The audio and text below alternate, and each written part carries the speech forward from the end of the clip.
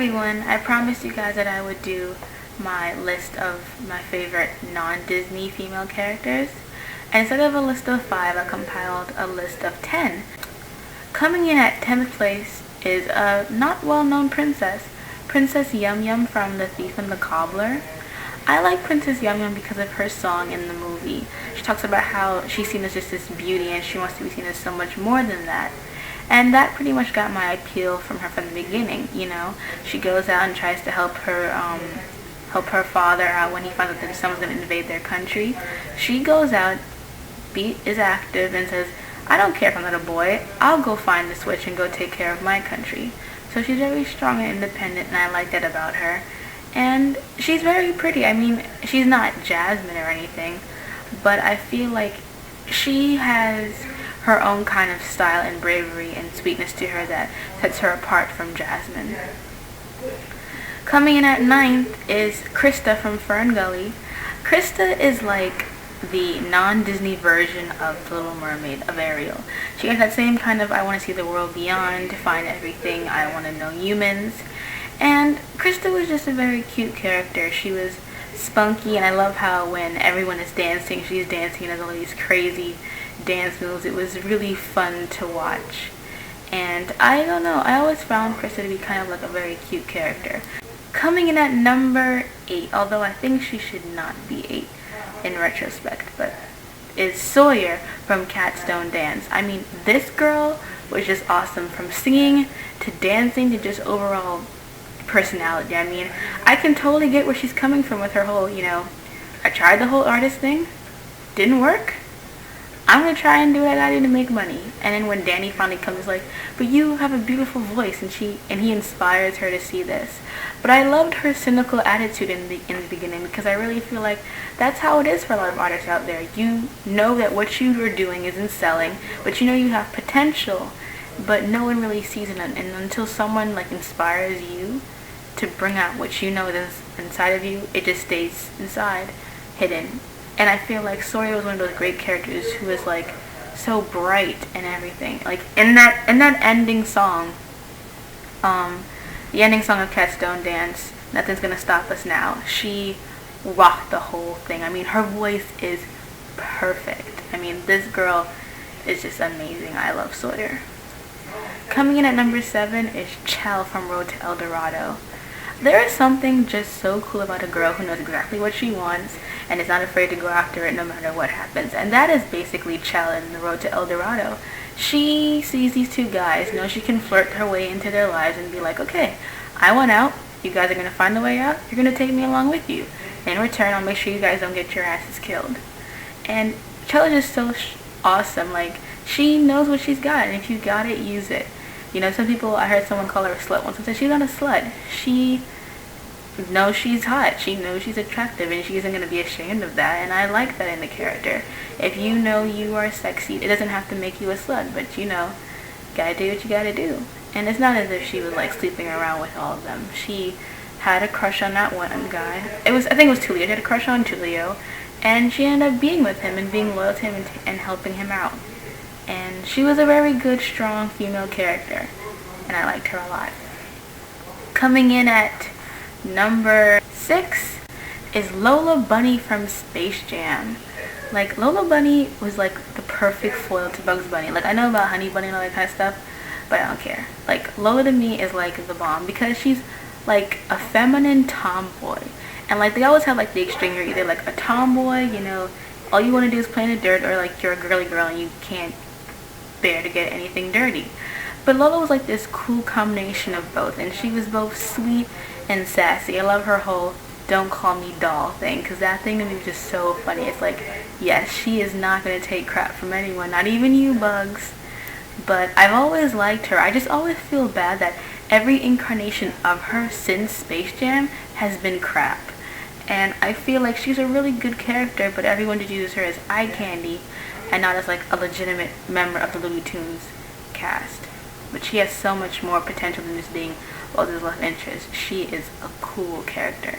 Coming in 5th place is Sapore from The Prince of Egypt. Sapore is like the Esmeralda of non-Disney. Like, she's the same kind of like spirited woman, and I love her whole thing where like she gets kidnapped by these two imbeciles. I don't even know how they caught her. I mean, she looks like she can handle herself. And she's like, I'm not gonna stand down to you. I don't care who the fuck you are. I am Sapore, and I don't care if you're Prince of Egypt, Prince of Rice, Prince of Sheba. I don't care. You're not gonna boss me around. And she doesn't. She escapes the palace, goes back home, and then when she does fall in love with Moses, she stands by him throughout the entire trial. She doesn't back down from anyone, and she defends her husband. This is a loyal, strong, passionate woman who is very secure in herself, and I think that she was really a breath of fresh air in those non-Disney female characters. Coming up after Sapore is Kaylee from Quest for Camelot. She was also one of those really good tomboyish characters. I mean, she is a lot like Mulan in the kind of sense that she wants to save the day. She doesn't really want to be like a love interest. She wants to actually save the day. And, you know, she wants to be a knight like her father. And you see how when she grows up, she can't really connect with her mother because she doesn't want to do feminine things. She's a tomboy. She wants to go out. She wants to fight. She wants to save Camelot. She doesn't even know what a damsel is, which I thought was so funny. Like, what is a damsel? And, you know, throughout the entire movie, you see her grow, and she's just a really cool character to watch.